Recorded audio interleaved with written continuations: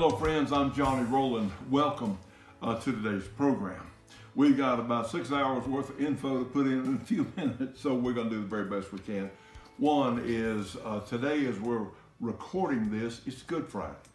And we encourage everyone to think about why Good Friday exists, why we celebrate, commemorate Good Friday, and certainly some of us celebrate Passover as well.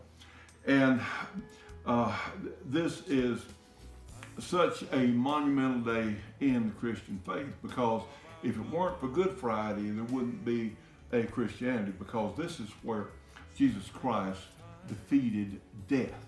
And so again, this is the basis. If he didn't do that, and of course, huge numbers of witnesses saw Jesus after he rose from the dead, about 500 people actually. And if he hadn't done that, well then our faith would be like a lot of others. It'd be just what someone said. But there were so many witnesses, and I'll give you this thought. The apostles, the 11 of the 12 were terrified when Jesus was taken by the Roman soldiers. They were terrified. They ran for it. I mean, they were absolutely terrified. And, you know, Peter denied knowing Jesus, 3 times before daylight, before the cock crowed. And because they were scared to death. I mean, like most of us, you know, they were scared to death. But after they saw it, after he came back, then the apostles were fearless. At that point, no. You know, many were tortured, many were faced some pretty awful circumstance, but they were fearless then because they knew, they'd seen it. So those of us as Christians, this is a huge day for us, because this is the one where Jesus made such a sacrifice on our behalf, on all of us as believers, on our behalf. So it is indeed a great day, and we're glad to be here. One of my favorite themes, as Jason and I have discussed, for my program is based very close to a Bible verse that I use often. You shall know the truth, and the truth shall set you free. Nothing else works. Nothing else. If you can't know the truth, you cannot be free. And like the Matrix movies, where people are living in an illusion, and unfortunately, that's where much of our own civilization has been. I'll tell you, and we're talking a little bit on some spiritual issues here. I got a video in today where it appears that Donald Trump has taken possession, or taken over possession for the presidency, that is, taken over the Federal Reserve System. One of the real problems that our country has had has been the Federal Reserve System. See, the Congress is tasked by the Constitution to coin money.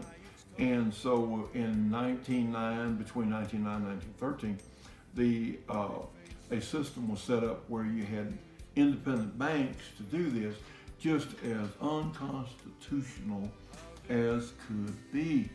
And so now it appears that President Trump has taken control of the Federal Reserve as part of the Treasury. So we need to, many of us pray for President Trump and for his leadership and protection. And probably we ought to put in an extra few lines there, because let me tell you what, those nice people, the central bank, the world bankers that have been used to doing whatever they want to do with world economies, they're not going to take this line down. So this is a nasty bunch, friends. I mean, these are people that are in cahoots with George Soros. By the way, Bill Gates and his vaccination roadshow are connected to George Soros as well. So if Gates says it, it is suspect. So we did want to slip that in. By the way, on the hope you're doing well on the coronavirus episode. I don't know what other to call it. We don't. Part of it's a sham. Part of it is a terrible thing. We really don't know.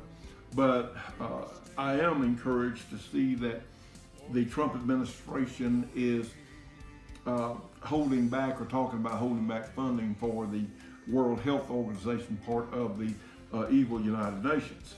And so, listen to this.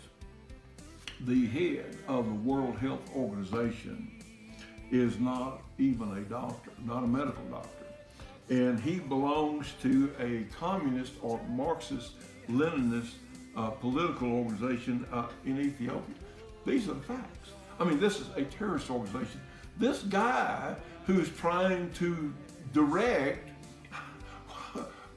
reactions worldwide to the coronavirus he's a communist. Is it any wonder he is friendly with communist China and supporting their statement? Are we shocked or what? Okay. We have had, and let me mention this, if you have a question that you would like answered, like me to address on guns, cars, music, whatever, and certainly I'll be happy to do what I can. We had a very, very important note come across from a good friend of ours, Dennis Crocker, there in South Carolina.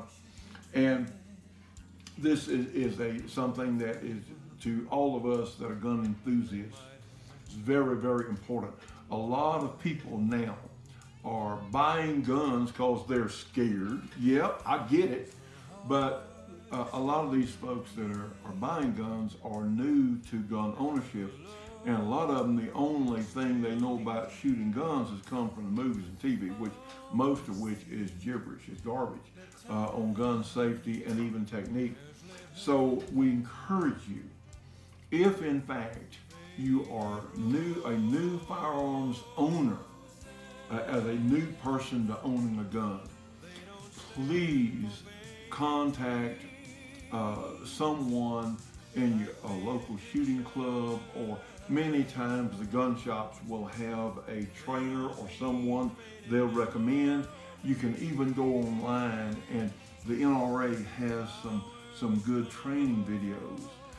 Remember, a lot of people now, I personally lean toward revolvers as being a first gun for most people, and even others. I like revolvers.